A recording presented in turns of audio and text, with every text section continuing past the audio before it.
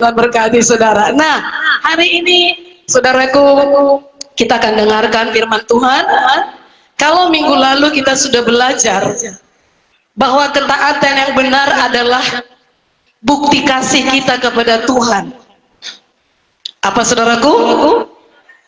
Nah, bahwa taat itu membutuhkan kerendahan hati dan penyangkalan diri, serta membutuhkan pengorbanan. Dan kita sudah belajar bahwa hasil dari ketaatan adalah terbuka jalan berkat dan penggenapan janji-janji Tuhan. Dan itu menghasilkan karakter ilahi dan menghasilkan buah yang kekal.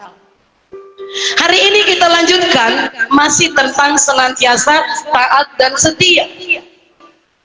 Kita semua tahu bahwa kehidupan kita orang percaya ini tidak selalu berjalan dengan mulus.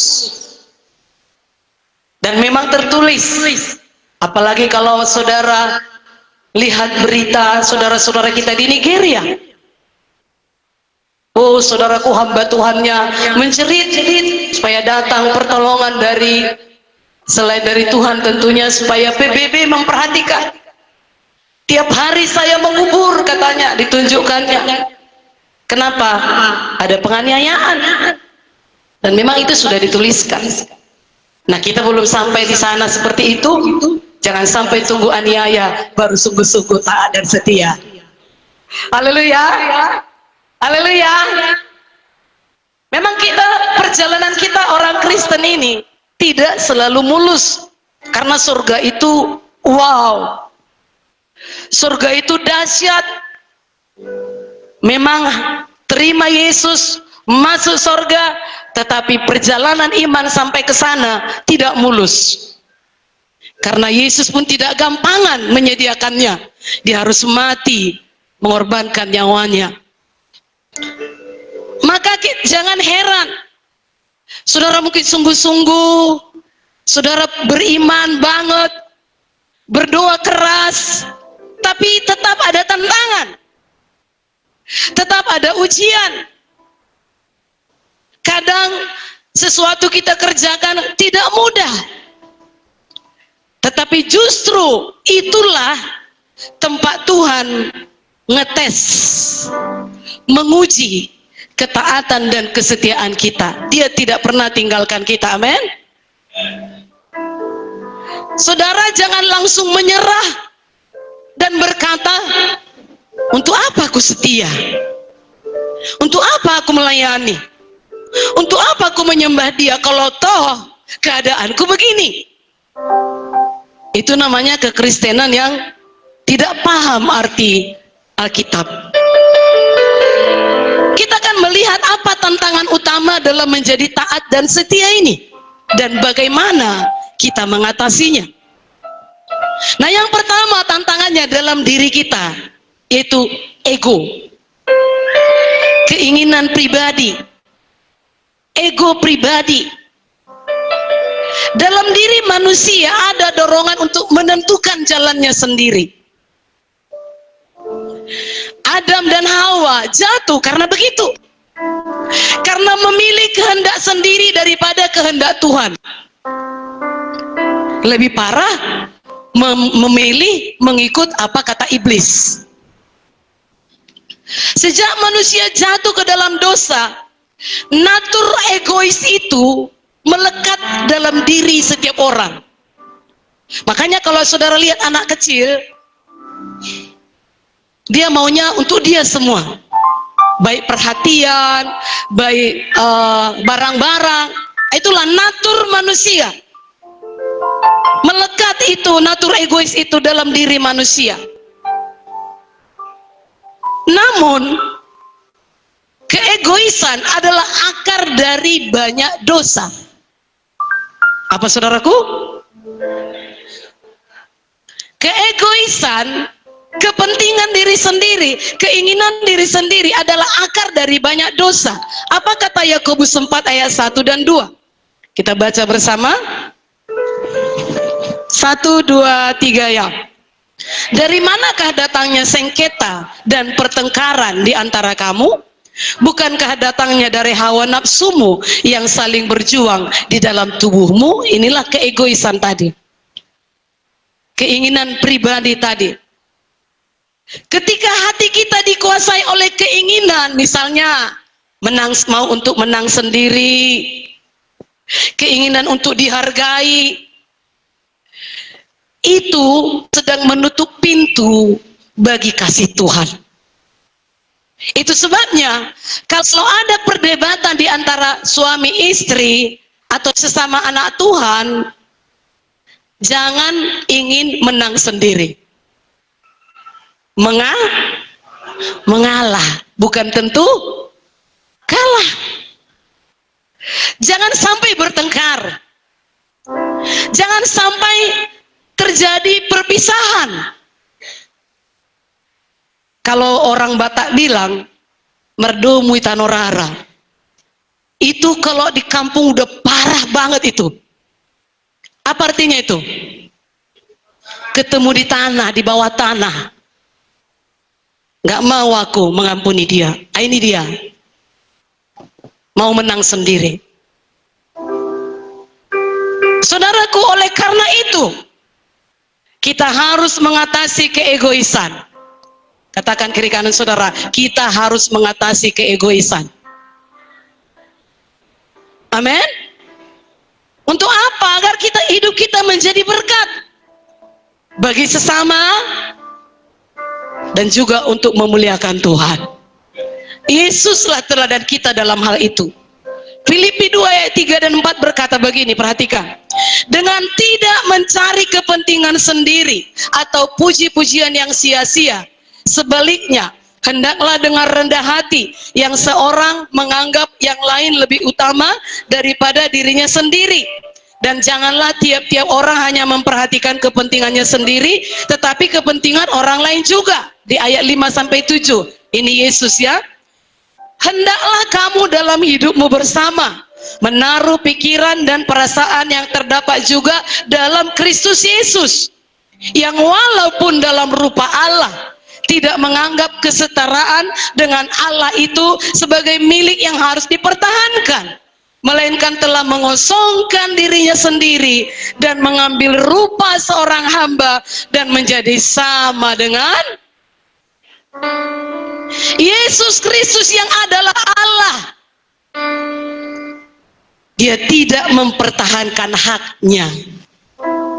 Kalaupun hak saudara untuk dihargai, kalaupun hak saudara untuk menang, tapi kalau itu menyebabkan sesuatu yang tidak memuliakan Tuhan, rela melepaskan hak. Amin.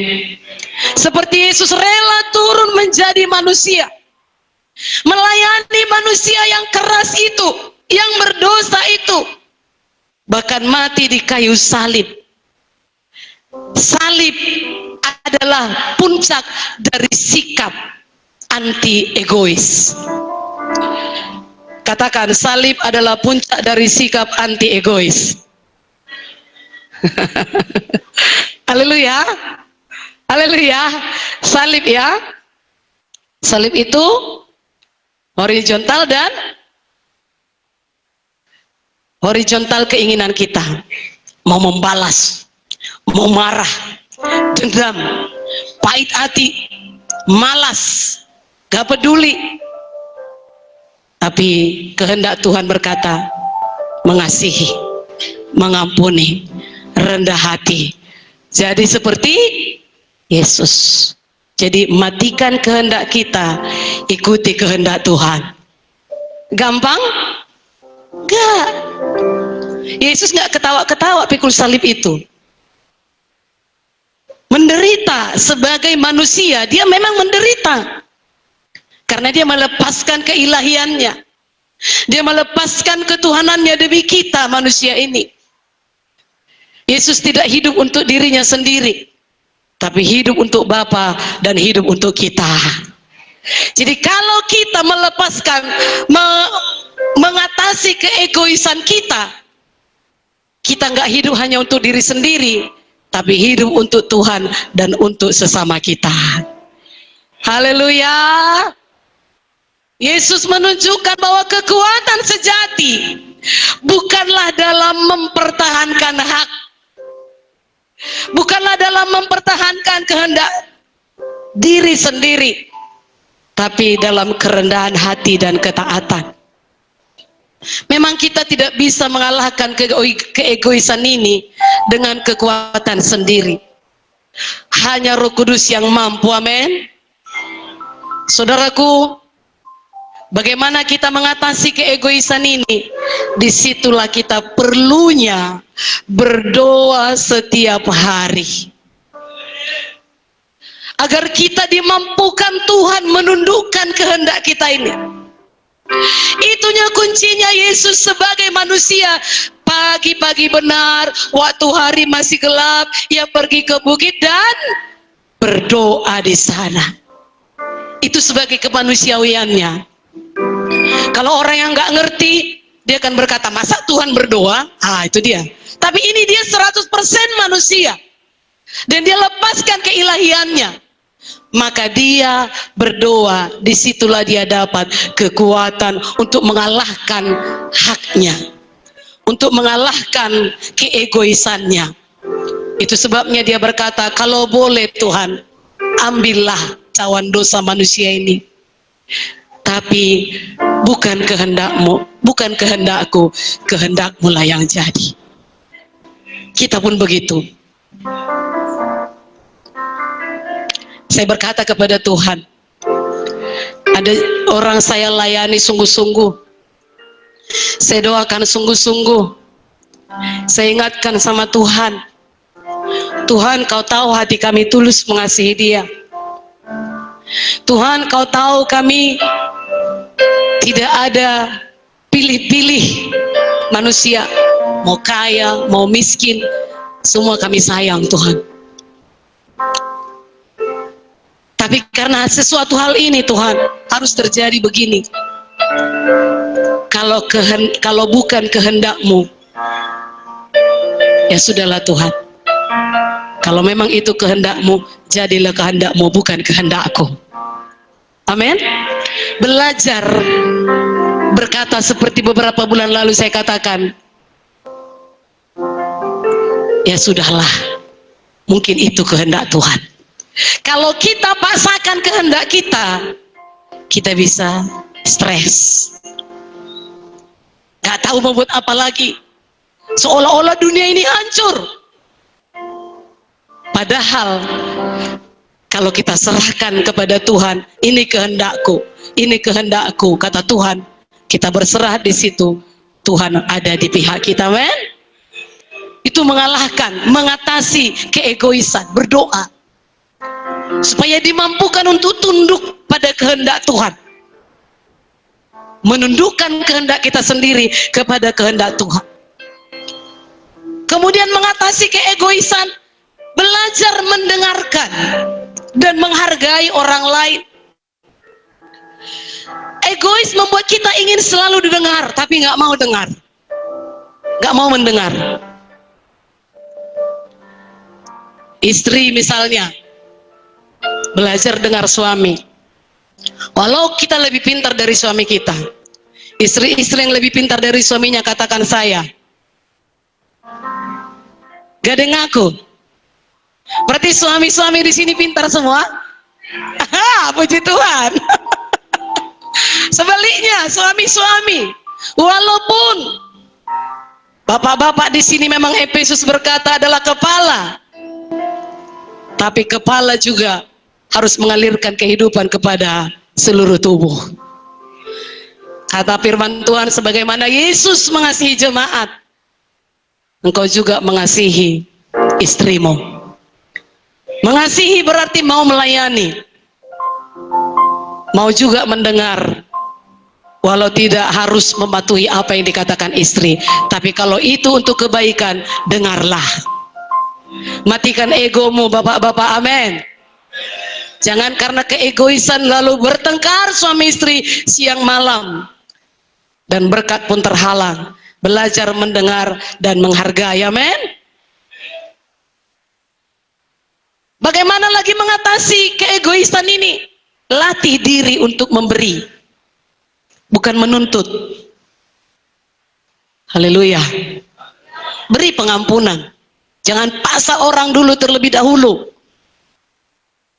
Meminta maaf, beri, minta maaf. Walaupun kita tahu kita yang benar, dia yang salah. Nanti mengkek dia kalau aku minta maaf. Kira-kira gitulah ego ini kan. Tapi firman Tuhan berkata, beri terlebih dahulu.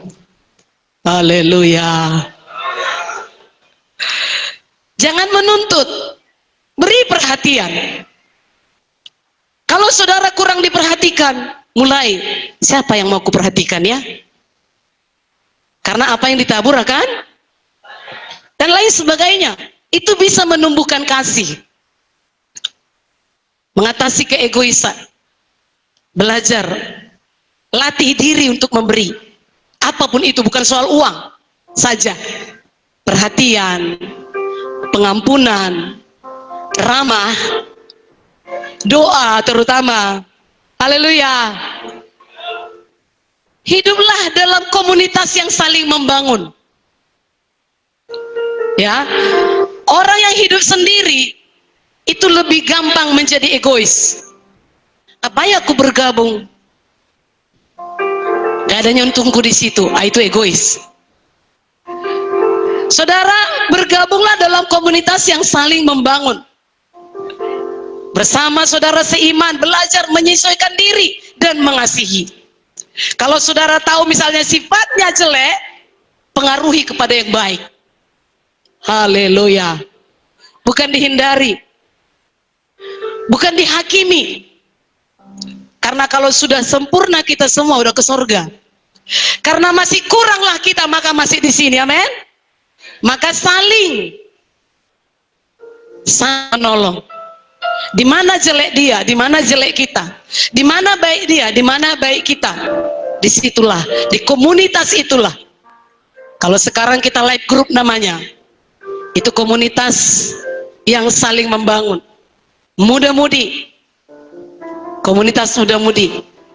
Tim PW, komunitas pemuji, penyembah, pemusik. Tim dancer, saling sikut sana, sikut sini. Masih kasar-kasar cakapnya, tapi saling menajamkan. Disitulah tumbuh kasih itu. Amin. Keegoisan itu musuh kasih. Namun kalau kita bisa mengatasinya, memang bersama Yesus kita mampu mengalahkan keegoisan. Tundukkan ego, kosongkan diri di hadapan Tuhan. Seperti Yesus tadi, mengosongkan dirinya. Akulah layak disembah. Enggak gitu Yesus. Hanya Bapa. Sekarang ini aku sebagai manusia. Dikosongkan dirinya dan tidak menganggap kesetaraan dengan Allah itu sebagai milik yang harus dipertahankan. Itu kuncinya. Jangan mempertahankan hak. Itu salah satu ketaatan kita, men. Yang kedua, tadi tantangan keegoisan. Itu tantangan kita dalam taat dan setia. Yang kedua, tantangan dari tekanan dan pengaruh dunia. Kita hidup di zaman yang penuh tekanan dan pengaruh dunia yang begitu kuat. Dunia menawarkan kesenangan. Dunia menawarkan popularitas. Menawarkan harta dan gaya hidup yang tampaknya menarik. Namun di balik semua itu, banyak orang percaya kehilangan arah, kehilangan keintiman dengan Tuhan, dan mulai menyesuaikan diri dengan dunia. Saudaraku, salah satu tarikan dunia yaitu gadget kita, handphone kita. Itu mencuri keintiman dengan Tuhan. Ini selalu saya sampaikan, mari kita mengatasinya. Dan dari situlah banyak datang tawaran-tawaran tersebut. Tekanan dunia datang dalam banyak bentuk. Tekanan sosial, di situ kita lihat, maunya seperti itulah, maunya seperti itulah. Tekanan tekanan ekonomi, tekanan moral, bahkan tekanan spiritual. Dunia berusaha menarik kita untuk mengikuti arusnya, dan kita mengaku memang inilah zamannya, mau buat apa? Saudaraku, Yesus memanggil kita untuk hidup berbeda, amin, menjadi terang dan garam. Itu kata firman. Jadi bagaimana kita mengatasi pengaruh tekanan dan pengaruh dunia ini? Roma 12 ayat 2a berkata, janganlah kamu menjadi serupa dengan dunia ini. Dunia ingin kita menyerupai sistem dan nilainya. Apa sistem dunia? Apa nilai duniawi yang bertentangan dengan kebenaran firman? Yaitu tadi, dunia mengajarkan hidup untuk diri sendiri, tapi firman Tuhan mengajarkan hidup untuk Tuhan dan orang lain. Itulah salib. Amin. Hidup untuk Tuhan dan hidup untuk sesama. Tetapi dunia mengajarkan, yaitu tadi, keegoisan. Dunia mendorong balas dendam. Seperti saya katakan tadi, tapi Tuhan mengajarkan ampuni. Sampai berapa kali Tuhan kata murid-murid? 70 kali 70 kali. Sudah 2 kali Tuhan, cukuplah. Enggak, 70 kali 490 kali sehari. Itulah. Dunia mencari kenikmatan sementara, sedangkan Tuhan menawarkan kepuasan yang kekal. Dan itu kita dapat saat kita memuji menyembah Tuhan, amin. Saat kita beribadah. Maka saya ajak kita semuanya, kalau beribadah betul-betul fokus, nikmati hadirat Tuhan. Karena di luar sana, saudara, dunia ini akan menarik perhatianmu. Pekerjaan yang harus dilakukan dengan batas waktu, dengan target. Seorang anak Tuhan WA saya tuh, Bu, doakan saya harus dapat target. Kalau nggak dapat target, Bu, saya harus nombok. Itulah dunia. Tapi kadang kita nggak cari target Tuhan apa. Ini yang kadang banyak anak Tuhan ikut arus dunia ini. Kalau dunia pun menentukan targetnya supaya kita dapat berkat, apalagi sorga ada targetnya, amin. Haleluya. Maka jangan pulang dari ibadah tanpa ketemu dengan si pemberi berkat itu. Alami dia. Apa tadi nyanyian kita? Diubah kutuk jadi berkat. Mungkin engkau dikutuk oleh nenek moyang, masih ada kutuk dosa. Kutuk dosa itu apa? Penyakit yang diwariskan dari orang tua. Orang tua diabetes, anak juga diabetes. Orang tua sakit jantung, anak juga sakit jantung. Nenek moyang mati muda, anak juga mati muda. Itu kutuk. 7 turunan miskin semua, kita pun miskin. Itu masih kutuk. Tapi jangan saudara tinggal di situ. Kita bisa bebas. Itu terima, kutuk jadi berkat. Dosa diampuni, tapi bagian kita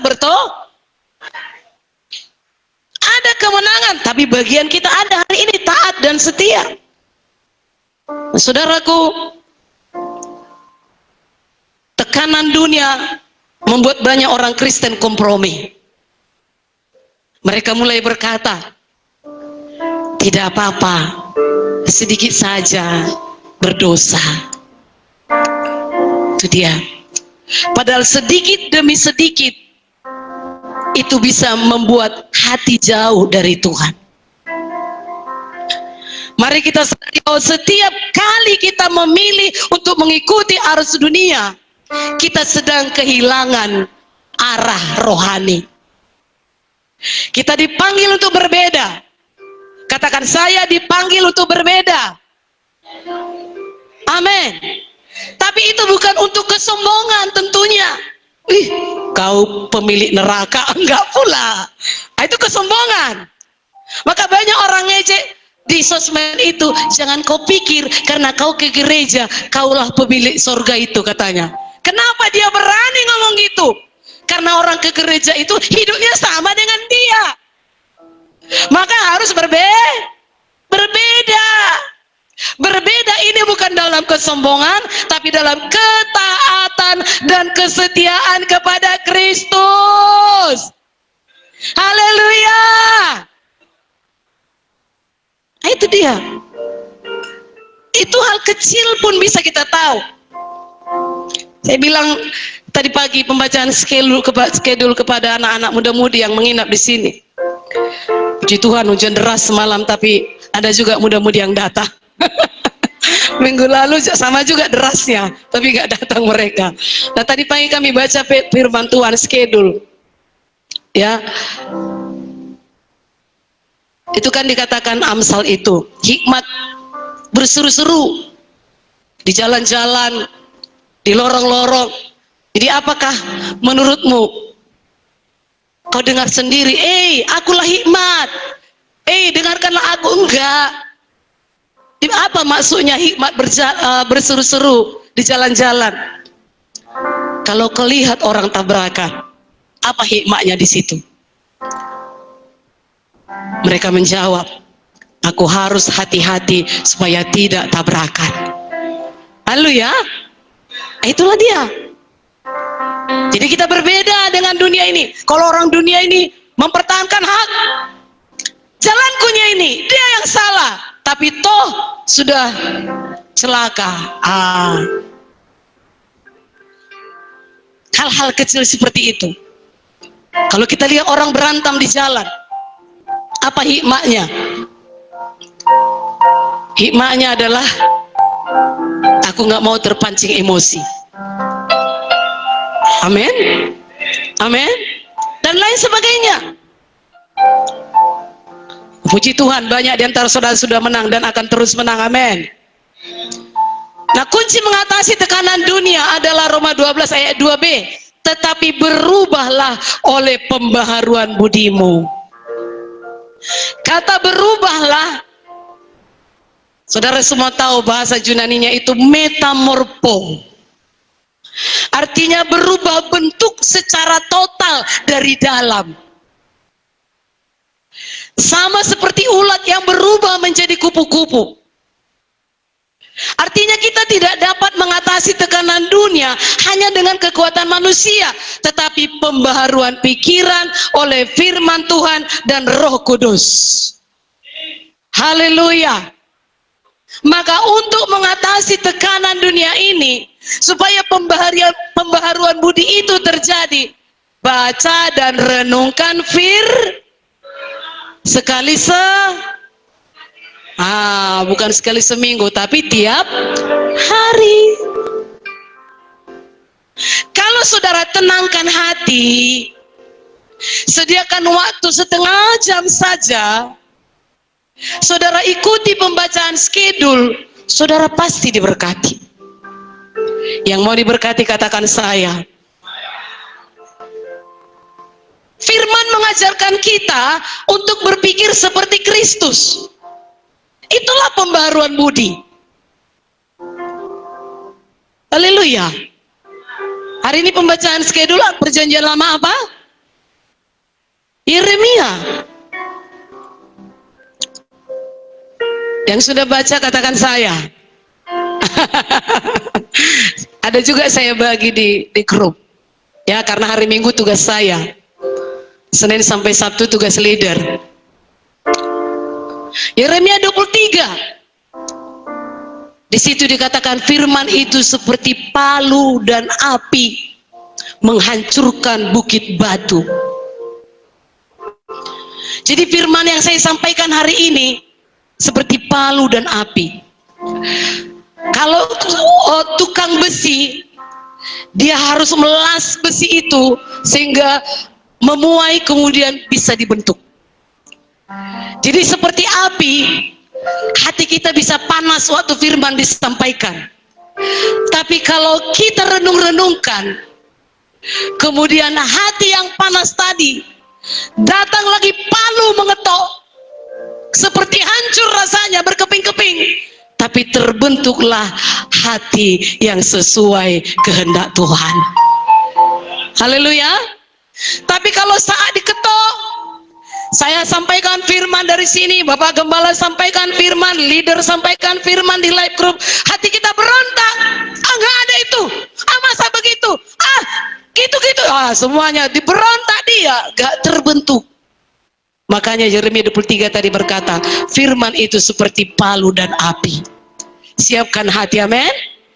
Mungkin panas sekejap, mungkin sakit saat palu dipukulkan. Tapi kalau kita relakan hati kita, maka muncullah permata-permata yang indah. Haleluya. Haleluya. Yeremia 24 dikatakan ada pohon ara yang baik dan ada yang jelek, yang buruk. Yang baik ini malah dibuang ke Babel, yang buruk itu dihancurkan. Maksudnya apa? Walaupun kita baik-baik saja ikut Tuhan ini, tetap ada bentukan. Amin. Jadi kalau saat ada bentukan, engkau jualan rugi, bukan berarti Tuhan tidak mengasihimu. Engkau sakit bukan berarti Tuhan tidak mengasihimu. Tapi di balik itu ada yang mau dikerjakan Tuhan. Amin. 1 Tesalonika perjanjian baru hari ini berkatnya, jangan tidur. Maksudnya jangan tidur rohani. Tidur rohani itu nggak tahu situasi yang terjadi di sekeliling. Namanya tidur kan? Apalagi kalau ngorok. Datang pencuri nggak tahu. Maka dikatakan jangan tertidur. Jangan tidur rohani. Peka kita melihat situasi ini. Haleluya. Oh, dengar Nigeria. Oh, ribuan gereja dibakar. Ribuan orang Kristen dibunuh. Peka. Tuhan, terima kasih di negeri kami masih aman. Di kota kami sungguh aman, kami bebas beribadah. Peka, jangan tidur. Apa maksudnya ku dengar berita ini? Doakan mereka, dan kita juga kiranya di negeri ini boleh lebih lagi bebas. Amin. Peka.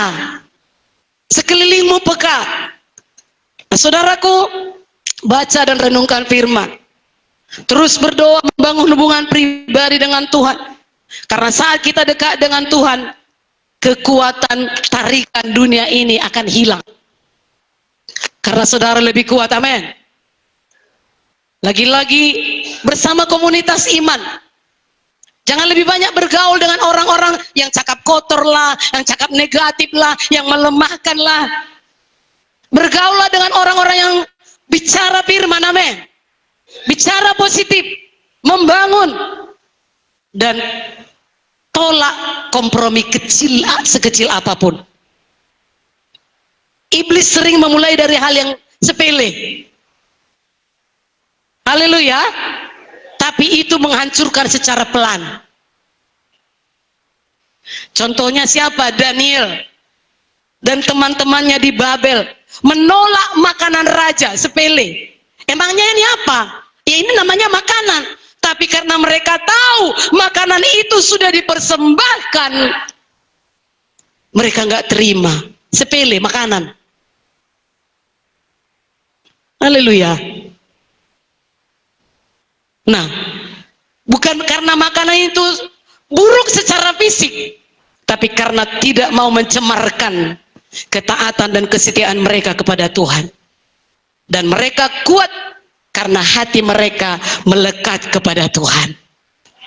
Bagaimana saudara kuat? Hati melekat kepada Tuhan. Hidup yang tidak terpengaruh oleh arus dunia ini. Roma 12 ayat 2c berkata, sehingga kamu dapat membedakan manakah kehendak Allah, apa yang baik, yang berkenan kepada Allah, dan yang sempurna. Jadi itu menyenangkan Tuhan. Amin. Ketika pikiran kita diperbarui oleh firman, Kita melihat segala sesuatu dengan kacamata Tuhan. Bagi Tuhan tidak ada yang hidup yang tidak menyerupai dunia ini bukan berarti hidup yang terisolasi. Enggak. Kalau terisolasi pun saudara semua hanya saudara, enggak juga. Kita juga harus bisa melihat dunia ini, datang kepada dunia ini, melayani saudara-saudara kita yang belum percaya, amin.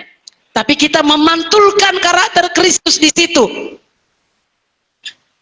Ciri-ciri orang yang menang atas pengaruh dunia ini, saudaraku, hidupnya tujuannya jelas, nggak abu-abu. Lalu ya, kalau abu-abu itu gimana? Percaya kau Yesus? Ya percaya. Lalu percaya kau dukun? Ya percaya. Abu-abu. Harus jelas. Tetap setia dalam tekanan. Itulah yang dialami orang Nigeria. Tolak Tuhanmu, maka kau akan hidup. Setia dalam tekanan. Pilih tetap mengikut Yesus, keputusanku. Mengikut Yesus, keputusanku. Mengikut Yesus, keputusanku. Ku tak ingkar, ku tak ingkar. Amin. Jadi menjadi berkat bagi orang lain bukan terseret oleh nilai dunia ini. Dunia ini akan terus menekan. Dunia ini akan terus mempengaruhi. Dunia ini akan terus menggoda kita untuk menjauh dari kebenaran. Tetapi Tuhan memanggil kita untuk tidak menyerupai dunia ini, tapi hidup dalam pembaharuan pikiran setiap hari. Haleluya. Sehingga kita berkenan, bahkan sempurna di hadapan Tuhan. Dan yang terakhir, tantangan dari waktu. Tadi pertama tantangannya apa? Keegoisan. Yang kedua, tekanan dan pengaruh dunia. Dan yang ketiga, tantangan dari waktu, menunggu janji Tuhan. Kesetiaan, ketaatan dan kesetiaan diuji bukan di awal, tapi di tengah penantian. Abraham menunggu berapa lama? 25 tahun. 75 tahun dijanjikan, 25 tahun baru dapat. Yusuf menunggu lebih dari 13 tahun. Setelah dia mimpi bahwa dia akan jadi pemimpin, 13 tahun kemudian baru jadi. Musa menunggu 40 tahun. Baru dia bisa membawa bangsa Israel keluar dari perbudakan Mesir. Seringkali waktu menjadi ujian. Apakah kita sungguh percaya pada janji Tuhan atau menyerah di tengah jalan? Itulah sebabnya kita perlu setia. Apa saudaraku? Setia menantikan Tuhan menggenapi janjinya. Yesaya 40:31, kita baca sama-sama ayat ini. Yesaya 40 ayat 31. 1, 2, 3. Tetapi orang-orang yang menanti-nantikan Tuhan, mereka seumpama Raja Wali yang naik terbang dengan kekuatan sayapnya. Mereka berlari dan tidak menjadi lesu. Mereka berjalan dan tidak menjadi lelah.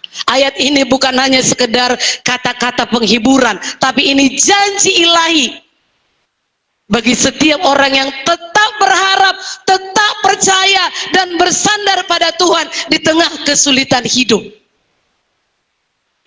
Kitab Yesaya pasal 40 ini ditulis untuk menghibur umat Israel yang sedang dalam pembuangan di Babel. Mereka kecewa, merasa Tuhan meninggalkan mereka. Tetapi melalui Nabi Yesaya, Tuhan berkata di ayat 1 pasal 40 berkata, hiburkanlah umatku. Yesaya mengingatkan, Tuhan gak pernah lelah, tidak pernah berhenti bekerja. Dia berdaulat atas segala hal. Tuhan tidak melupakan umatnya. Dan di ayat 31 tadi ditutup, siapa yang menanti-nantikan Tuhan akan menerima kekuatan baru. Mau selalu kuat dalam Tuhan? Yang pertama, menanti-nantikan Tuhan berarti berserah penuh. Apa saudaraku? Dan percaya pada waktunya. Kata menanti-nanti dalam bahasa Ibrani kafah, yang berarti menunggu dengan harapan, menunggu dengan keyakinan, menunggu dengan keteguhan hati. Artinya nggak pasif. Kalau dibilang menanti-nantikan, ya udahlah duduk pasif, nggak buat apa-apa. Enggak. Bukan hanya duduk pasif, tapi sikap aktif dalam iman. Apa itu? Tetap berdoa, tetap berbuat baik, tetap beribadah, tetap taat, tetap setia, sampai Tuhan menggenapi janjinya. Goncang kiri kanan saudara, menunggu dengan aktif. Amin. Banyak orang bisa menunggu, tapi tidak semua bisa menunggu dengan iman. Sungut-sungut, terus mengeluh. Menunggu tanpa iman akan frustrasi. Tetapi menunggu dengan iman, kita melahirkan pengharapan yang teguh. Amin. Mazmur 27:14 berkata, nantikanlah Tuhan, kuatkanlah dan teguhkanlah hatimu. Itu menanti. Kalaupun belum sembuh, nantikan kesembuhan dari Tuhan. Kuatkan hati, aku sembuh Tuhan, aku bebas dari penyakit ini. Nantikanlah Tuhan, masalah rumah tangga, aku percaya Tuhan bisa pulihkan. Aku percaya Dia bisa berubah. Anakku bisa berubah, suamiku bisa berubah. Haleluya. Nah, itu dia menanti dengan iman. Iman sejati terlihat bukan saat kita mendapat jawaban, tetapi saat kita tetap percaya meski jawaban belum datang. Itu artinya menanti. Dikatakan selanjutnya, Tuhan memberi kekuatan baru. Exchange strength, kata orang barat. Saudaraku, artinya Dia menukar kekuatan. Bukan sekedar menambah energi kita, tapi pertukaran dari kekuatan manusia yang terbatas menjadi kekuatan ilahi yang tidak terbatas. Saya bersyukur kepada Tuhan, seberat apapun perjuangan yang diperhadapkan, saya nggak kehilangan iman. Itu saya syukuri. Masih bisa bersuka cita, masih bisa melayani orang, masih bisa melayani saudara. Walaupun mungkin berkat tipis-tipis masih bisa berbagi. Haleluya. Saya bersyukur dalam hal itu. Nah, itulah dia. Kalau kita suka di hadirat Tuhan, ada pertukaran kekuatan, yaitu kekuatan manusia yang terbatas ditukar menjadi kekuatan ilahi yang tidak terbatas. Saudaraku, kekuatan manusia bisa habis. Dengan apa bisa habis? Saat masalah nggak kunjung selesai, saat doa belum dijawab, saat pelayanan terasa berat. Tapi kalau selalu dekat dengan Tuhan, kita bisa kuat. Saat kita bersandar kepada Tuhan, Dia menukar kelemahan kita dengan kekuatannya. Maka Paulus berkata 2 Korintus 12 ayat 9, cukuplah kasih karuniaku bagimu, sebab justru dalam kelemahanlah kuasaku menjadi sempurna. Haleluya. Kekuatan baru itu datang saat kita mengakui kelemahan kita dan menyerah dalam tangan Tuhan. Tuhan, aku nggak mampu, secara manusia nggak mampu Tuhan, Lalu kita menyembah Dia. Engkaulah kekuatanku, Engkaulah kekuatanku, tempat perlindunganku saat badai menerpa.